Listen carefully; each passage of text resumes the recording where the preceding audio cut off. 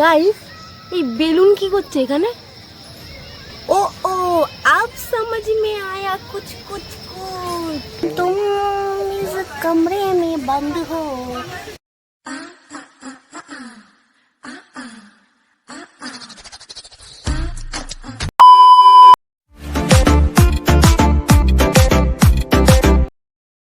Hello guys, welcome back to my channel.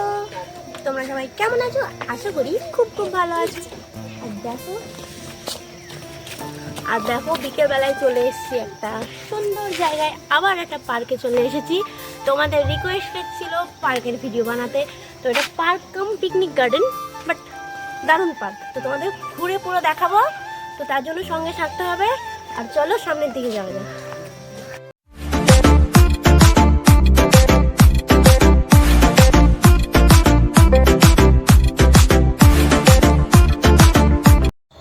Guys এটা হচ্ছে ticket, 15 টাকা নিল টিকিট। আর দেখো গোলাপ ফুল, আর এটা হচ্ছে টিকিট কাউন্টারটার সামনে। তো চলো এবার ভেতরে যাই, আমরা ভেতরে গিয়ে তারপর দেখি।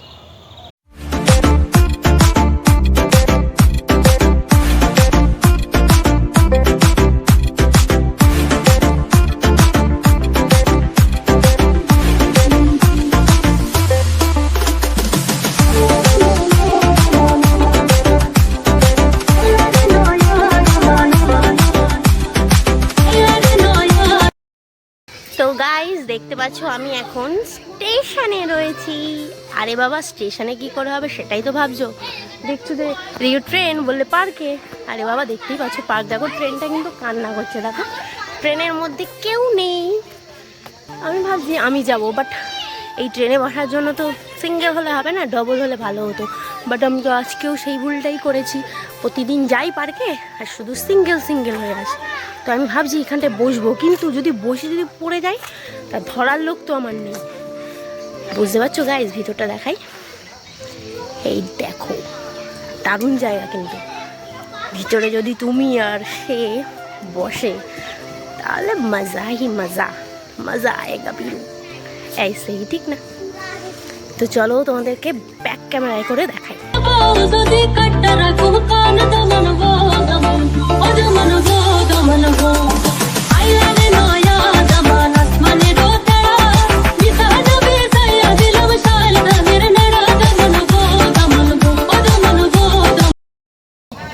हम तुम इस कमरे में बंद हो, लेकिन मैं तो इस ट्रेन में हूँ। ट्रेन लेकिन मेरे पास कोई नहीं है गाइस।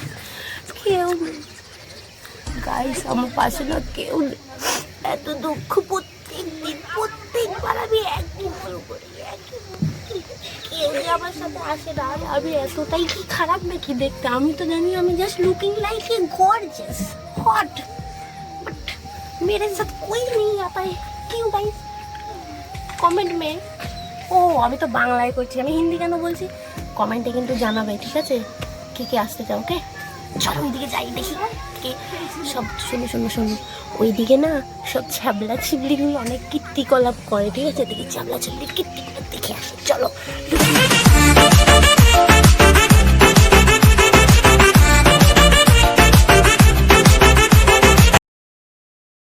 এখানে কিন্তু আমি চালাকি করে আমার সেলফি ক্যামেরা ভিডিওটা নিচ্ছি, কারণ এই দেখো পিছনে দেখতে পাচ্ছ দুটো ছ্যাবলি বসে রয়েছে। সরি, যাই হোক এদেরকে দেখানোর জন্য। আমি যদি ব্যাক ক্যামেরায় দেখাতাম তাহলে এরা বুঝে যেত যে এদের তুলছে। এই জন্য আমি চালাকি করে ভাবে কথা বলতে নাটক করে তোমাদেরকে দেখাচ্ছি। না হলে তো আমার পিঠের উপর দুমদাম পড়বে না। আর এখানটায় শুধু জড়াজড়ি করে বসায় না, এখানে ওপেন অনেক কিছুই চলে, বুঝেছো তো? একদম ওপেন মাইন্ড পার্ক যেটা বলে আর কি, সেটা। তো এখানটায় তোমরা অবশ্যই আসতে পারো তোমার সেই আরেকজনকে নিয়ে বা কোলবালিশকে নিয়ে, যেটাই বলো না কেন। তো তোমাদের জন্য এতটা আমি রিস্ক নিয়েছি। তো গাইজ ওই দিকটা ছ্যাবলিরা ছিল, আমি সাইড করে চালাকি মেরে মানে সামনে ক্যামেরা করতে তোমাদের দেখিয়ে দিলাম। না হলে আমাকে তো দেবে একদম পাটাম, বুঝতে পারছো? তো ওই জন্য চলো এবার ওই দিকে যাবো, ওই দিকে গিয়ে কথা বলবো। আর এমনভাবে করছি মনে হয় আমি কিচ্ছু জানি না, নর্মাল ভিডিও বানাচ্ছি। তো তোমাদের জন্য কত রিস্ক নিতে হয়, ঠিক আছে? তো এবার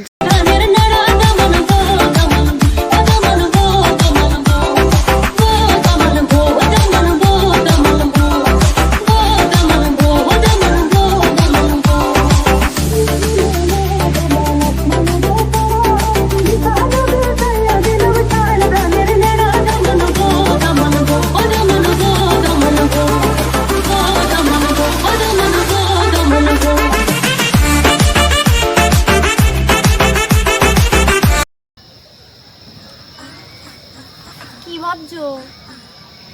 কি করছিলাম? আরে বাবা কিছুই তো করিনি, করেছে তো এরা, দেখো দেখেছো এটা কি? আমি শুধু একটা জিনিস ভাবি, এমন কি করলো রে বাবা, এটাই ভেঙে গেল। আমি আবার ওপাশে দেখছিলাম কি কি করছিল, দেখি তুই দেখবি।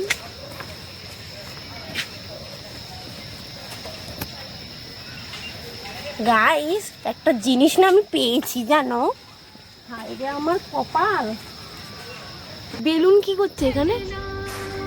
ओ ओ अब समझ में आया कुछ कुछ यहाँ पर क्या हुआ था गाइस। আমি তো আমার বাচ্চা শিশু মানুষ, বলে দিই আমি ভাবছি, আমি জানি এই পিছনে কিছু না কিছু পাওয়া যাবে, আর সেইটাই হলো। দেখো গাইস, কান্না কাও মাগো পুরো না।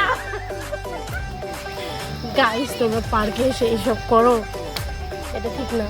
ও আমি বলছিলাম আমার ক্যামেরাম্যানকে, ক্যামেরাম্যানের জন্য ওয়েট করো, ঠিক আছে? দেখাবো অবশ্যই খুব শিগগিরই, কিন্তু এই ভিডিওটা কিন্তু 1 লাখ করে দিতে হবে। এমন কিছু জিনিস দেখিয়েছি না, অন্য কোথাও দেখতে পাবে না। আর এসব ছাবলা ছাবলিদের কীর্তিকলাপ তো দেখালাম পিছন দিয়ে, সামনে দিয়ে যদি দেখায় আমাকেই উল্টো পিটাবে। এইসব করছে, এবার যদি ধরে ফেলে তাহলে তো বাবা আমার ক্যামেরার মধ্যে যদি দেখে তাহলে তো আমারই দেবে না। তো এইসব ছাবলা ছাবলিদের থেকে রিস্ক নিয়ে এইসব ভিডিও করছি, তো লাখে যেন ভিউজ যায়। গাইস চলো ওদিকে যাই, দেখি কি হয়।